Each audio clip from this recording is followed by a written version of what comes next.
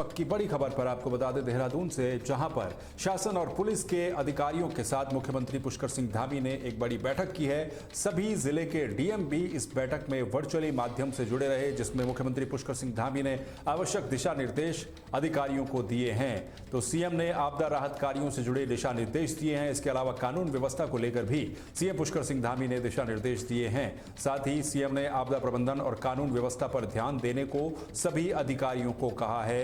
ये बड़ी खबर इस समय आपको बता रहे हैं। कानून व्यवस्था को लेकर भी मुख्यमंत्री पुष्कर सिंह धामी ने जरूरी दिशा निर्देश दिए हैं। काफी समय से कानून व्यवस्था को लेकर विपक्ष भी आवाज उठाता जा रहा है और इसके अलावा आपदा प्रबंधन के काम और कानून व्यवस्था पर विशेष फोकस रखने को कहा गया है। मुख्यमंत्री की तरफ से इन दोनों बातों पर विशेष ध्यान देने को कहा गया है। ये आप तस्वीरें भी देख सकते हैं, जहां पर मुख्यमंत्री पुष्कर सिंह धामी के साथ इस बैठक में वर्चुअली सभी जिलों के जिलाधिकारी जुड़े रहे। इसके अलावा शासन और पुलिस के तमाम वरिष्ठ अधिकारी उनके साथ वहीं पर मौजूद थे और इसके साथ ही सभी जिलों के जो अधिकारी हैं, जिम्मेदार अधिकारी, वो वर्चुअली माध्यम से इस बैठक में जुड़े रहे और मुख्यमंत्री पुष्कर सिंह धामी ने आपदा राहत कार्यों से जुड़े दिशा निर्देश इस समय अधिकारियों को दिए हैं।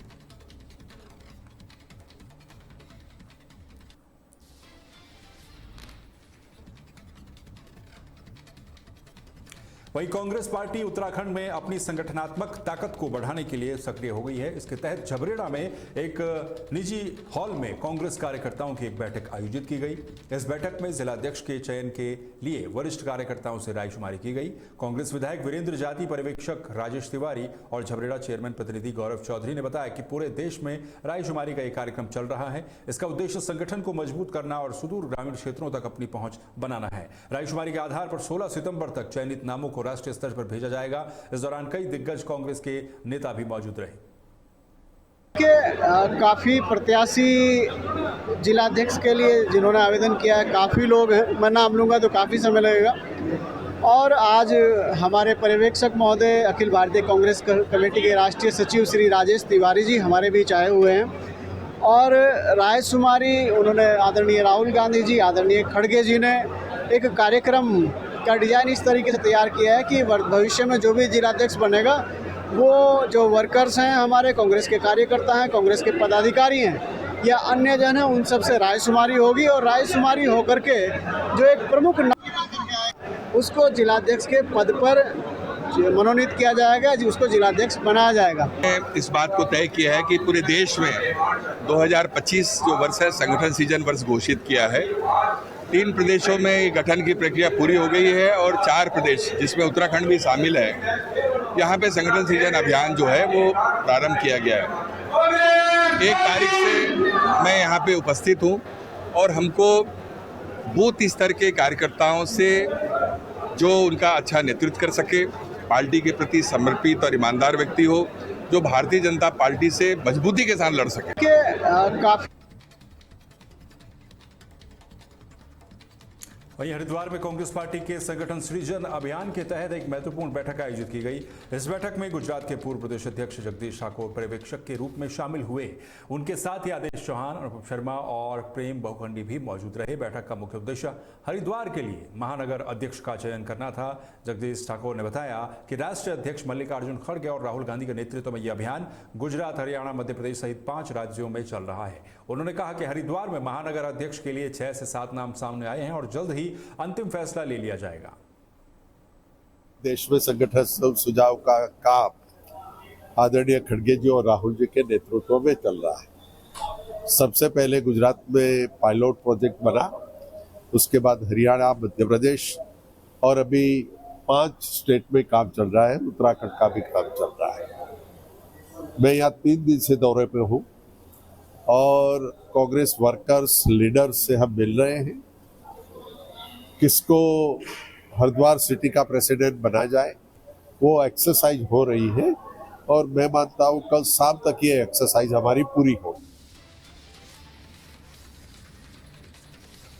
वहीं हरिद्वार के हर की पैड़ी के पास काली मंदिर के ऊपर रेलवे ट्रैक पर सुबह 6:30 बजे करीब एक लैंडस्लाइड हो गया। इस हादसे में पहाड़ से मलबा रेलवे ट्रैक पर जा गिरा, जिससे प्राचीन काली मंदिर को भारी नुकसान पहुंचा है। लैंडस्लाइड होने की वजह से देहरादून और ऋषिकेश जाने वाली ट्रेनें भी प्रभावित हुई हैं। वहीं घटना की जानकारी मिलते ही रेलवे की टीम मौके पर पहुंची और बचाव कार्यों में जुट गई। अभी 6:30 बजे थाना जीआरपी हरिद्वार को कंट्रोल रूम जनपद से फ़ोन आया कि ट्रैक पे मलबा आ गया है। पूर्व में भी 1 महीना पहले यहाँ मलबा आया था और रेलवे ट्रैक जो कि हरिद्वार से थोड़ा सा आगे मोतीचूर के टुवर्ड्स है, वहाँ पर मलबा आया है। यहाँ पर आज जो चलने वाली वंदे भारत की जो देहरादून से चलती है वो रद्द की गई है और डीएलएस ट्रेन जो पैसेंजर ट्रेन है वो भी रद्द की गई है, क्योंकि काम यहाँ पर चल रहा है और 8 से 10 घंटे काम चलने की संभावना बताई जा रही है। तो इस दौरान जितनी ट्रेनों का संचालन देहरादून से हरिद्वार की तरफ को होना था उनको फिलहाल रोक दिया गया है। ऐसा कोई यहाँ पर जान और माल का कोई हानि नहीं हुआ है, परंतु थोड़ा सेंसिटिव तो है ही, क्योंकि काफ़ी सारा मलबा ट्रैक पे आया हुआ है और मौके पे आरपीएफ, जीआरपी, सिविल पुलिस और रेलवे का समस्त स्टाफ एसएस सहित यहाँ मौजूद है, जो कि कार्य चल रहा है। आपका? मेरा नाम कालूराम है जी। कालूराम जी, क्या हुआ? ये मैं यहाँ पे 6:30 सवा 6 बजे यहाँ पहुँच जाता हूँ रोज़। मेरे से पहले एक दूसरा पुजारी होता है जो यहाँ की आरती करता है। तो मैं जब यहाँ रोज़ का काम है मेरा यहाँ आने का, तो यहाँ जब मैं आया तो खाली जोत बत्ती जलाई और थोड़े थोड़े पत्थर गिरने शुरू हो गए। एक भगत और आए, उनको हमने कहा फटाफट यहाँ से प्रसाद चढ़ाओ और जाओ। उन्हें तो हमने बाहर निकाल दिया। हम जो 2 जने थे जो रोज़ के दोनों हैं वो हम यहाँ मौजूद थे अंदर, और एकदम से पूरा पहाड़ नीचे गिर गया। लेकिन हम मंदिर के अंदर ही थे। फिर एक घर की बेटी के पंडित जी आए, उन्होंने भी प्रसाद चढ़ाया।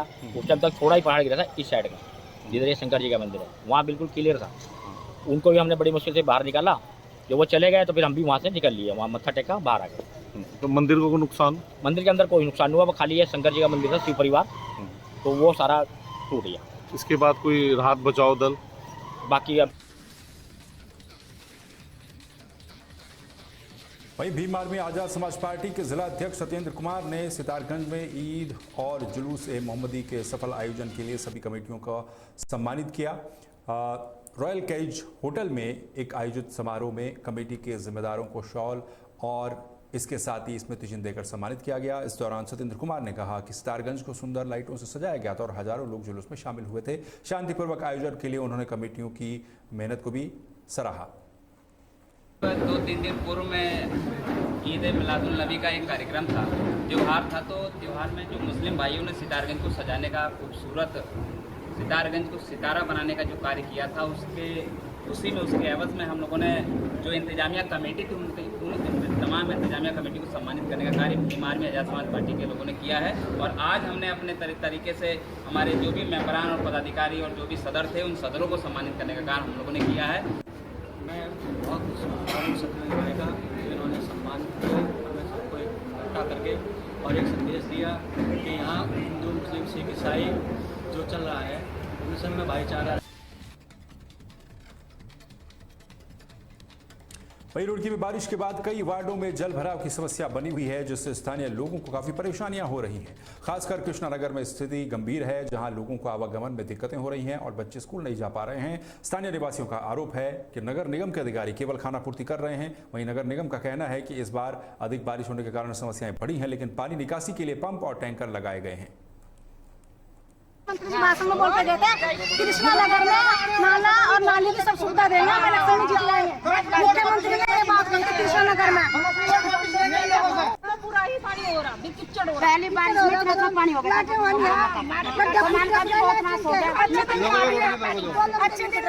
नो डाउट अभी विगत 15 दिनों से हम देख रहे हैं कि लगातार बारिश चल रही है और बारिश के कारण जो है हमारे जैसे पनियाला रोड है, शिवपुरम है, गंगोत्री कुंज है, इसके साथ साथ वार्ड नंबर 22, 23 जो हमारा सलेमपुर है, कृष्णानगर है, कृष्णानगर की अलग अलग गलियां हैं 12, 16, 20, 22, तो कई जगह जो है जल भरा हुआ था। लेकिन और इसके साथ साथ हमारे जो पिटकुल और इनके एक्शन विद्युत और जल निगम के ऑफिसेज हैं वहाँ भी हमारे पंप लगे हैं। करीब 2.5 दर्जन से ज़्यादा पंप और मोटर लगे हुए हैं और उसके साथ साथ करीब आधा दर्जन ट्रैक्टर लगे हैं। पानी निकासी की जा रही है, लेकिन लगातार बारिश होने के कारण हम उस प्रभावी तरीके से सफल नहीं हो पा रहे हैं।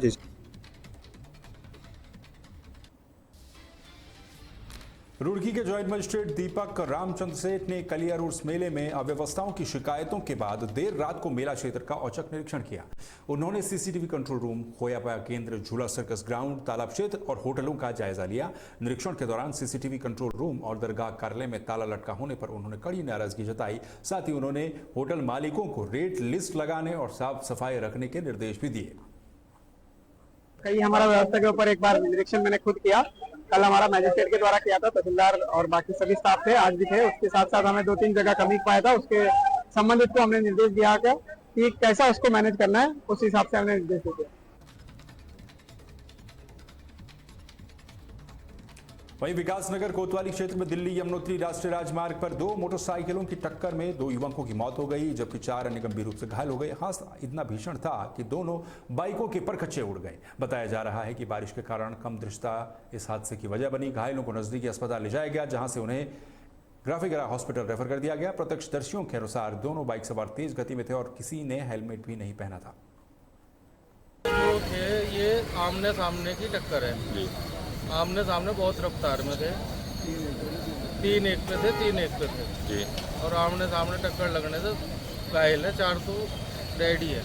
ये भैया 2 बाइकें आमने सामने भिड़ी है, एक बाइक रॉन्ग साइड आई हुई थी, जिस कारण ये दोनों काफ़ी तेजी में थे। दोनों बाइक वाले ना इन्होंने हेलमेट लगाए हुए थे, 3-3 बाइक में बैठे हुए हैं। 2 बाइकों में 6 जने थे। वहीं रुड़की के झबरेड़ा थाना क्षेत्र के शेरपुर खेलमाऊ गांव में विकास शर्मा के मकान में देर रात को भीषण आग लग गई। आग से घर का सारा सामान जलकर खाक हो गया। पड़ोसियों ने धुआं देखकर फायर ब्रिगेड को सूचना दी, जिसके बाद आग पर काबू पाया गया। ग्रामीणों का कहना है कि मकान मालिक रुड़की में रहता है और घर में ताला लगा हुआ था। स्थानीय विधायक वीरेंद्र जाति ने इसे जानबूझकर लगाई गई आग बताया और दोषियों के खिलाफ सख्त कार्रवाई करने की मांग की। हमारे गाँव से खेमा में आकाश का मकान है पंडित जी शर्मा जी का।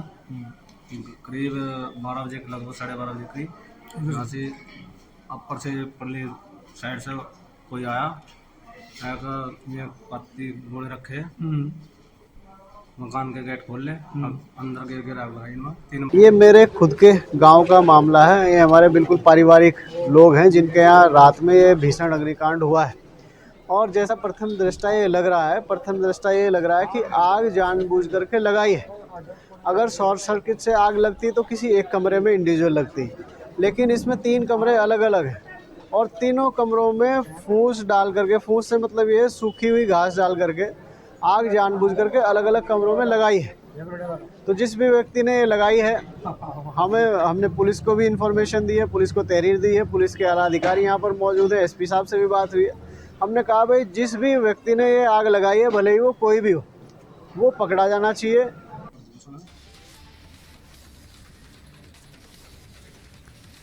वहीं हल्द्वानी में कुछ लोग रात के समय सार्वजनिक स्थानों पर चोरी छिपे कूड़ा डंप कर रहे हैं, जबकि शहर में डोर टू डोर कूड़ा संग्रह की व्यवस्था लागू है।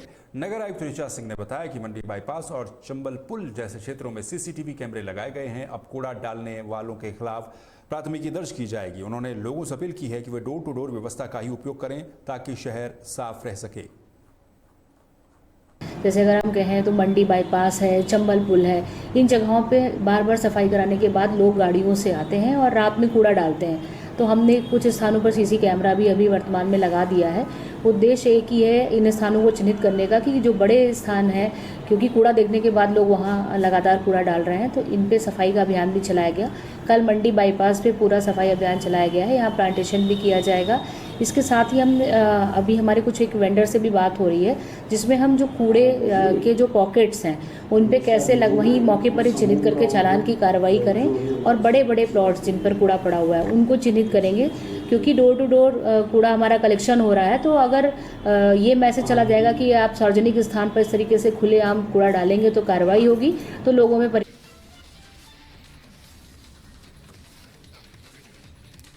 उत्तराखंड की खबरों में फिलहाल के लिए बस इतना ही। बाकी खबरों के लिए और अपडेट्स के लिए आप बने रहिए तहलका डिजिटल के साथ। नमस्कार।